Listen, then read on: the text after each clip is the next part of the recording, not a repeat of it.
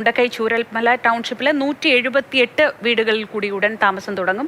വീടുകളുടെയും അനുബന്ധ സൗകര്യങ്ങളുടെയും അവസാന മിനുക്കുപണികൾ നടക്കുകയാണെന്ന് ഊരാളുങ്കൽ അധികൃതർ അറിയിച്ചു. ടൗൺഷിപ്പിലെ ബാക്കി വീടുകളുടെയും നിർമ്മാണം അതിവേഗം പുരോഗമിക്കുകയാണ്.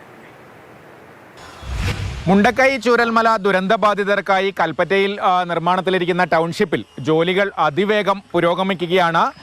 178 വീടുകളിലാണ് ആദ്യം താമസം തുടങ്ങേണ്ടത്. അതിനുള്ള ജോലികളാണ് നടക്കുന്നത്. അതോടൊപ്പം മറ്റ് വീടുകളുടെ നിർമ്മാണവും നടക്കുന്നുണ്ട്. ഊരാളുങ്കൽ സൊസൈറ്റിയുടെ സീനിയർ പ്രൊജക്ട് എഞ്ചിനീയറായ മുഹമ്മദ് ഷമീമാണ് നമ്മളോടൊപ്പമുള്ളത്. ഈ 178 വീടുകളുടെ ഇപ്പോഴത്തെ ഒരു സ്റ്റാറ്റസ് എന്താണ്? 178 വീടുകൾ ഏതാണ്ട് ഫിനിഷ് ആയിട്ടുണ്ട്. അതിൻ്റെ ക്ലീനിങ് പ്രൊസീജറും കാര്യങ്ങളൊക്കെ നടന്നുകൊണ്ടിരിക്കുകയാണ്.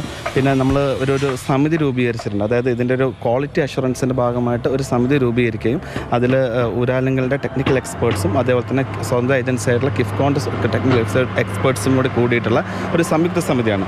അത് വെച്ചിട്ട് ഒരു മൈക്രോസ്കോപ്പിക് ഇവാലുവേഷൻ ഇവിടെ നടക്കുന്നുണ്ട്. ആളുകൾ കൂടെ താമസിക്കേണ്ട രീതിയിലുള്ള എല്ലാ ആക്ടിവിറ്റീസോടെ കംപ്ലീറ്റ് ആയിട്ടുണ്ട്. എന്നിരുന്നാൽ പോലും കുറച്ച് ക്ലീനിങ് പ്രൊസീജറും അതേപോലെ തന്നെ 1-2 വീടുകളുടെ മുന്നിലായിട്ട് ചെയ്യേണ്ട കുറച്ച് യാർഡ്, കുറച്ച് കോമ്പൗണ്ട് വാൾ, അങ്ങനത്തെ കുറച്ച് വർക്കുകളാണ് ഇപ്പോൾ നിലവിലുള്ള പെൻഡിങ് ആയിട്ടുള്ളത്. അതേപോലെ തന്നെ ഈ ക്ലസ്റ്ററിന് മുമ്പിലായിട്ട് ചെയ്യുന്ന റോഡുകളുടെ വർക്കുകളും ഇത്ര കുറച്ച് 2-3 ആക്ടിവിറ്റീസ് മാത്രമാണ് ഇപ്പോൾ പെൻഡിങ് ആയിട്ടുള്ളൂ. 178 കഴിഞ്ഞ് 410 ബാക്കി വീടുകളുടെ ഒരു സ്റ്റാറ്റസ് എന്താണ്? ഒക്ടോബർ 31 നമുക്ക് ടൗൺഷിപ്പ് പൂർത്തിയാക്കേണ്ടത്. ഈ മറ്റ് വീടുകളുടെ സ്റ്റാറ്റസ് എന്താ? നമ്മളെ സംബന്ധിച്ചിടത്തോളം ഞങ്ങളെ ലേബേഴ്സിൽ ഭൂരിഭാഗം ആളുകളും ഈ സോൺ 4, സോൺ 5കളിലുള്ള ബാക്കി വീടുകളുടെ കേന്ദ്രീകരിച്ചുള്ള വർക്കുകൾ നടത്തിക്കൊണ്ടിരിക്കുന്നുണ്ട്. അതിൻ്റെ സ്ട്രക്ചറൽ വർക്ക് ഏതാണ്ട് 300ഓളം വീടുകളുടെ സ്ട്രക്ചറൽ വർക്ക് നിലവിൽ കംപ്ലീറ്റ് ആയിട്ടുണ്ട്.